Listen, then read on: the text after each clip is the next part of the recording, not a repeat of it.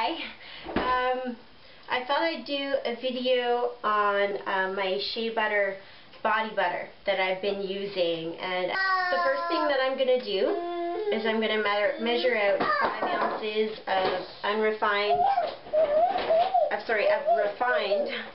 shea butter. Alright, 5 ounces. There. I just put this in the microwave for 1.5 minutes and it's not completely melted. There are still like some little tiny pieces, little tiny chunks. I'm just mixing it around so that they melt. And while I'm waiting for that to happen, I'm going to talk about the other stuff. Last time I used Sweet Almond Oil. This time I'm going to try Jojoba oil because it's supposed to be really good at absorbing into the skin, and it's really good for people with sensitive skin or eczema. So I'm going to use that as my main oil. I'm going to use up the rest of this Sweet Almond Oil too. I just have a little bit there. And I add vitamin E oil to everything that I make. And it significantly increases the cost of what you're making just by using even a teaspoon. But it makes a huge difference, I find. So, okay, so it's all melted there now. But the last time I made this, it was a little greasy. So, I don't know if maybe it's because I kind of over-measured on the oils because I added some things to the recipe that I had found. So I'm going to use as much vitamin E oil as I can get out of this bottle. Hopefully I can get a teaspoon. We'll see. Okay, now don't touch this, okay? Because it's plugged in. Yeah. Yeah. Okay. That was probably an insignificant weight amount. Let's hope, because it turned off on me. And so the main oil you need to use 3 ounces because I'm only making 1 cup. So I'm just going to throw that in. What's left over. Yeah, that's only 0.2 ounces, not very much. Another good oil to use would be rosehip oil. Don't touch anything. Rosehip seed oil. It would be good to use in this because of all the wonderful things that it has in it. You gonna play with that? Yeah. Yeah. Okay. And this jojoba oil, when it first came, and it was actually more solid, so I put it in a bowl full of warm water and melted it a little bit. I don't know if it normally comes like that. This is unrefined golden jojoba oil. Okay, so I can turn this off now. Yeah. Turn it off. Okay, and also on her website, she says if you use cornstarch, it reduces the greasiness of it. And I did find this a little greasy, so and that and that was even after I added a teaspoon. So, and add like a little bit of a rounded teaspoon to it. There we go. Okay, and so I'm just gonna stir it. I'm gonna whip it a little bit with I have a whip attachment to my mixer, so I'm gonna whip it a little bit to incorporate that, and then I'll show you the next step. I whipped it a little bit, so now it's more uniform. I don't think you can see that on the thing, so I'm just gonna whip it a little bit more. There we go. I was a little afraid of the mixer. Just so I can see if the cornstarch is completely incorporated. Okay. So I just I put some ice cubes in this bowl, and then I let it sit there for a little bit. Yes, I do. Yes, I do. Anyway, so I'm going to wait for it to cool down a little bit before I start whipping it anymore, because I find if I whip it too soon, then I end up whipping and whipping for hours. For like it seems like hours anyway.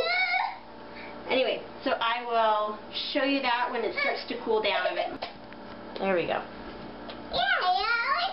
Okay, I got impatient and I put it in the freezer.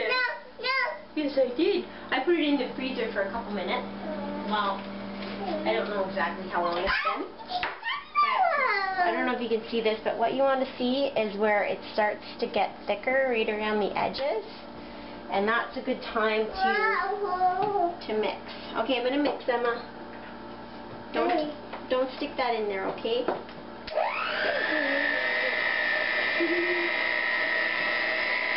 No. Okay. So it's starting. It's doing a good job. But this is, it's a slow process. You work your way up on the mixer till you get to all the way to 6 or whatever the highest rating is in your mixer. Yes, you do.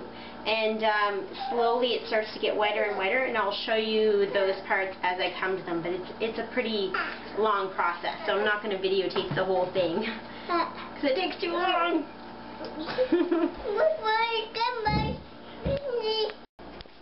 Okay, so I want you to see it looks kind of like butter now when you look at it. And so now I'm going to go up to about 6 on the mixer, go up a little higher. It's starting to cool down a lot faster now. Get your hands out of there, Emma.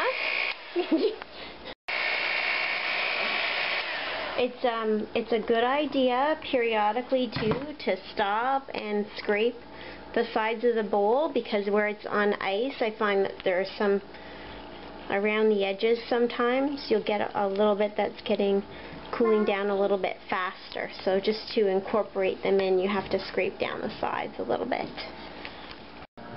It's not like whipping up, kind of like you're making boiled icing or something like that. So I'm going to add some more shea butter. So what I did was I melted up, could be I overdid the oils, you never know. So I melted up a couple more ounces of shea butter. I'm just mixing it around to melt it a little bit. So what I'm going to do is I'm going to add a little bit of this at a time, preferably 1 ounce at a time, and I'm going to put it in the whip it in, and then put it in the freezer to cool it off a little again, and then try to whip it 1 ounce at a time, and I'll let you know how that works. Show you that I've mixed in the first ounce, and already it looks like the consistency of buttercream icing. Not boiled icing, but buttercream icing. So that's good. I added the 2nd ounce and put it in the freezer, and it's quite thick, but I would like it to be thicker. Unfortunately, I've kind of run out of time. What I'm going to do is I'm just going to pour it into my jars, and I just use these little half-cup mason jars, so I use half a cup at a time. And I'll put the residual, what's left over, in this container, which is what I had some shea butter in earlier. Okay, so I'll just fill these up, and I'm going to put the rest in here, and then I'm just going to put them in the fridge and let them sit overnight.